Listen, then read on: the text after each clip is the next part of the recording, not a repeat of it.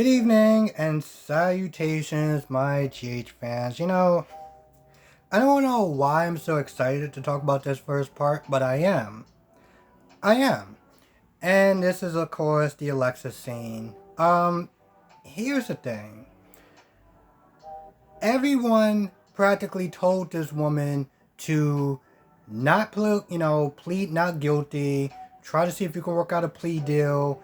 You going to jail doesn't benefit anyone. But she was just like, nope, I'm going to do it. I want to sit there and take accountability and responsibility for my actions and all the other sort of self-righteous crap. Listen, here's the thing. I don't doubt that she doesn't mean what she's saying, but here's the thing. Jail's real, okay? Jail is real. And she was sitting there talking to that woman that was, she was helping out with the whole parole thing. And she was like, yeah, my counselor was sitting there telling me some stuff about how to survive jail. And this woman was like, listen, here's the thing. At the end of the day, you're either going to be tough and survive jail or you're not. I'm pretty sure that that woman, that counselor, whatever, was like, maybe you should sit there and, work on your cardio, kind of take some self-defense, self-defense stuff or whatever to kind of help you out. So she gets in there, she's talking to her, and, we meet Helda. Helda is the type of woman that seems like she's been, she's had a lot of spinach. Okay, this woman's had a lot of spinach. And she just gives her the illest mean grill face that she could, just looking straight at her. So already she's on guard, and at some point, Helda walks up to her, and I don't know. She doesn't touch her the first time. She just walks up to her, and she's talking to her in this very threatening manner and everything like that, being all up in her face. I think she actually did put her hands on her the first time, and that's when I don't remember what this other woman's name is. She kind of stepped in and was like, hey, she's new, she's dumb. She doesn't really know, the rules around here. Just gotta cut her some slack. So Helda backs off for a little bit, and Alexa's like, so, Sam was just saying that, being in jail is like being in a foreign country. And so this is why this lovely guard just kind of just stood there and didn't do a damn thing. And I'm like, yeah, this is jail. This is real jail. Um, and I know I'm saying that often, but I'm like, I don't think she really thought this through. I really don't. Um, so she's chatting out with this woman again, talking about why she decided to, because the woman was like, you seem like you're really smart. You could have just got yourself out of this somehow. You helping me with my defense. You can work up a defense of your own. And, Alexa's like, well, I actually chose to come here. I want to take responsibility in hindsight and everything like that. And I'm just sitting there thinking, so Alexa, so you are you regretting your decision? Because if you look over there, she's still looking at you. So at some point, I'm just like, this is only going to go from bad to worse, isn't it? And Helda walks back up. And she's like, beat it or whatever. They'll go take a walk or whatever. Now, mind you, this is already starting to look a little bit like suspect because as I'm watching it, I noticed that some of the other people are just leaving slowly, a little bit at a time or whatever. And I'm just like, this cannot be good. Alexis, you do not want to be the last person in here with this woman. Now, mind you, once the woman leaves, I don't remember her name is again. Once she leaves, I think her name is Judy. I'm not going to lie. I just kind of threw that out there. Once she leaves, the security guard leaves. And I'm just like, because, Alexa's like, well, it's fine, if there is a crowd or whatever. I'm like, Alexa, you sure you want to do this? You sure you want to do this? So she leaves, the security guard leaves. I'm like, well, this isn't going to go well. And I'm pretty sure that now I'm thinking about it, I'm pretty sure it's the counselor or whatever, or consultant, whatever her name is, was like, Alexis, you gotta make sure that you don't really tell any, jokes or anything like that that's gonna offend someone. And Alexis like, oh, crazy weather. I'm trying to do this without laughing. Crazy, crazy weather we're having here. And the woman was like, are you calling me crazy? Hell, I'm pretty sure she didn't actually call you crazy. But that's what it needs, if that's what you need, just sit there and put hands on her. All right, fine. So she pins her up against the wall, and she looked like she's about to, you know, give her that work. And I'm just not there thinking at some point, you are gonna really regret this, right? Like you are gonna really sit there and think, man, this was really stupid. And I'm only saying this because Alexis always comes across as like very smart, and one of those type of people that's like they feel like they're sort of smarter than you. Like, well, they feel like they're so smart that they always just gonna sit there and make the best decisions and stuff like that. And I'm just like, it's amazing when smart people do really stupid things. And surprisingly, I'm actually looking forward to seeing this how this whole Alexis story is gonna sit there and play out. The Sunny thing, on the other hand, is well, whatever. But this whole Alexis thing, this seems interesting. And by the way, I said this yesterday.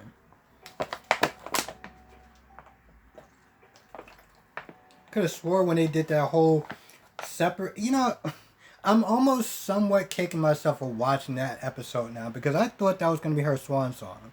I thought that was going to be her final episode and she was just going to be gone for a little bit, like maybe come back in 5 years or whatever. And when she realizes that probably leaving General Hospital wasn't the best thing like Dante, but I thought she was gone.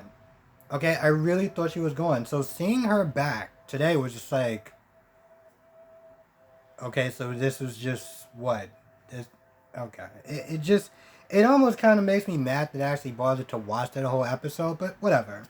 What else we got? Let's get this out the way. Let's talk about Sunny and Nina.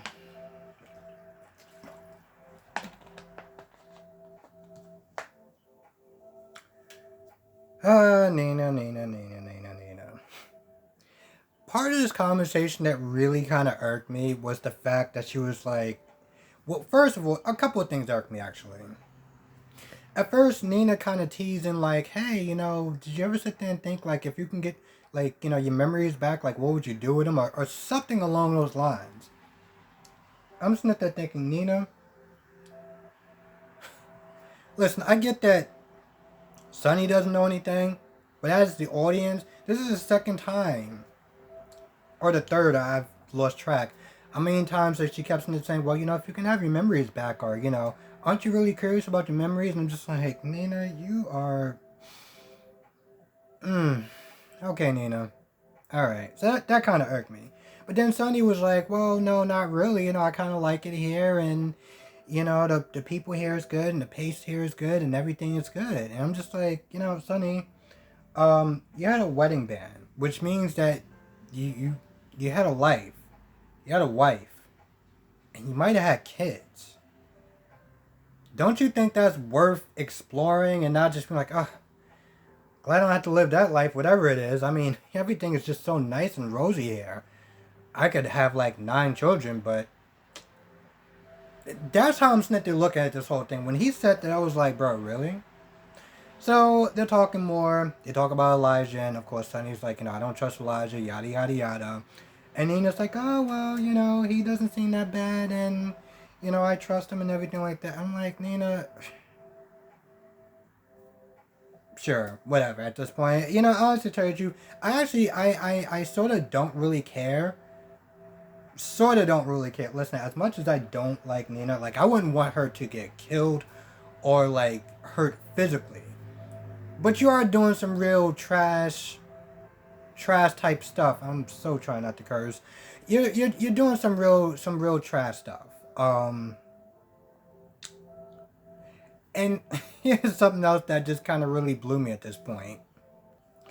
Nina's like, because Sonny was sitting there saying something like how Nina's a good person, and Nina's like, I'm, like, no, I can be selfish and stuff like that. And, she looks at Sonny and she's like, well, you know, I feel like I'm doing a good thing, you know, for a really good person that, and I can't remember what else she was going into, but I was like, nah, so what you're doing right now is you're convincing yourself that you're doing something good for Sonny by not letting him know about his life that he has with his wife and his kids, because he said that everything is easy and simple here, that he doesn't have to deal with all the stress of whatever. Are you kidding me?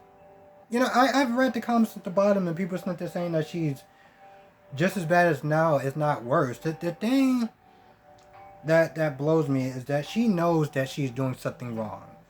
And with now, it was about, well, now I just didn't like because I felt like her motivations were just very immature. And she was always just like, oh, I don't want Carly to win and yada, yada, yada. This woman, Nina, not only doesn't want Carly to win, because why not, but she's convincing herself that she's doing the right thing, even though she knows that this is wrong. She is that jacked up. I, sometimes with Nina, I'm just like, I just wonder how low can she go. And granted, it will never go as low as her snitty trying to get a kindergarten teacher fired, because I'm not gonna go into that, but and granted, that's still like the one thing that I still can't get past to this day. I really can't. I can't. I can't do it. And I know that things change and people change and every people, like everyone does like bad stuff. Like I get that. Like Carly done some horrible things. Okay, I'm not making excuses for that.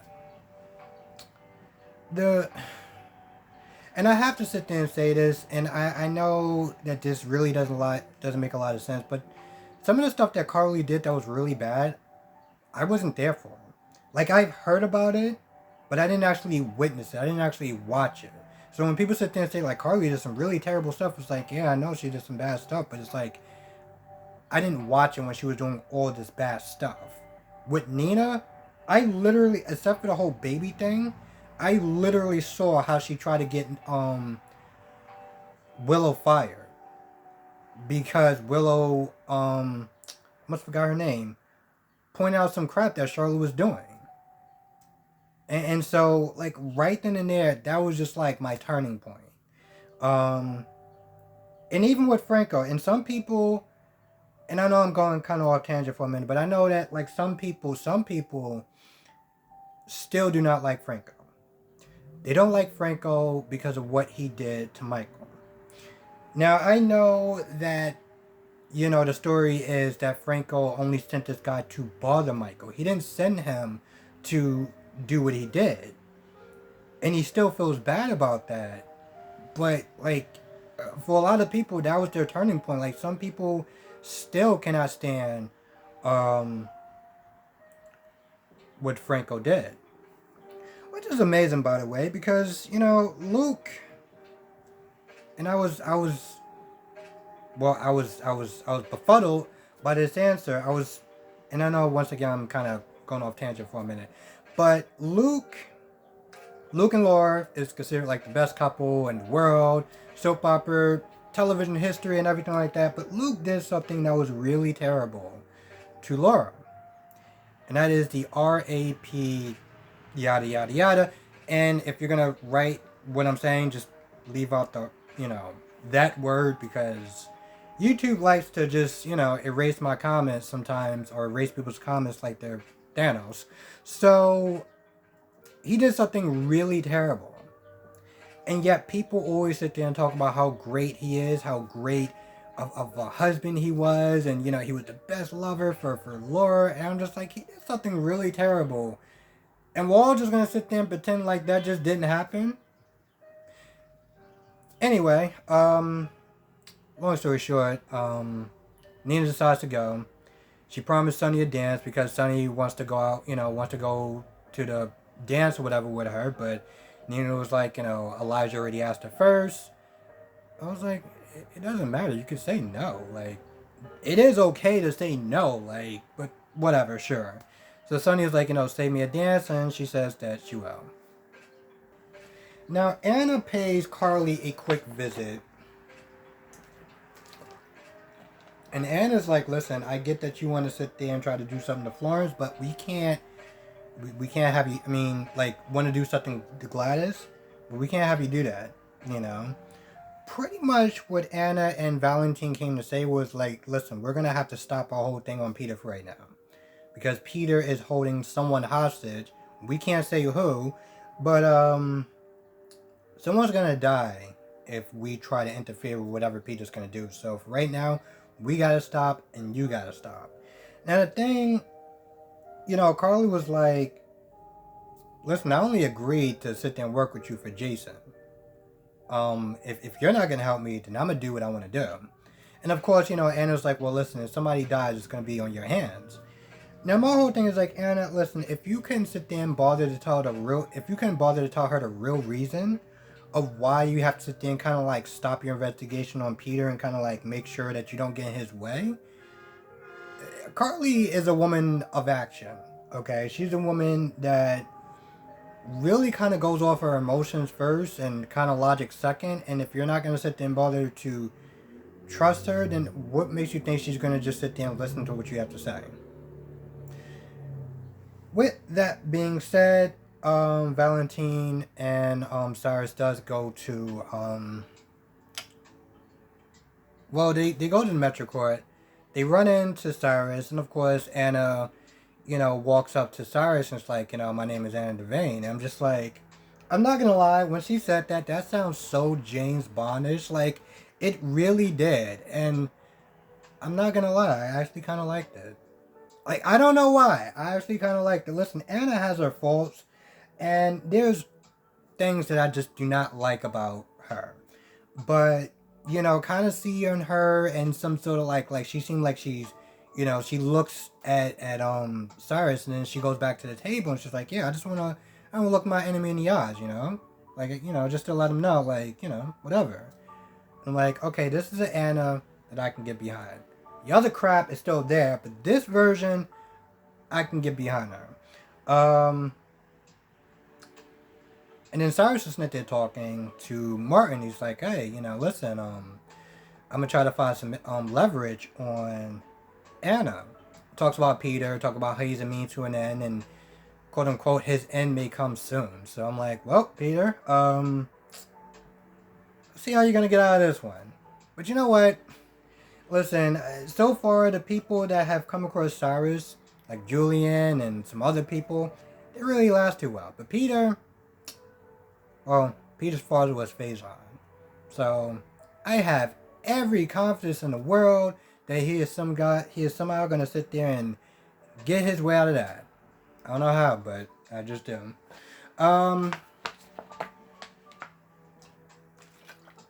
Now, Laura, after was talking to Martin and Cyrus, she talks to Cyrus about, what the hell did she talk to Cyrus about? Florence and trying to use Nicholas to find Florence. And she goes to Carly and she's like, listen, here's the thing. You got to let go of Florence, because if you don't, somebody's going to get hurt. And by somebody, I mean Nicholas. Now, she pretty much tells Carly that Nicholas is also kind of working to find Florence. And given how confident he is, I was going to say Laura, right?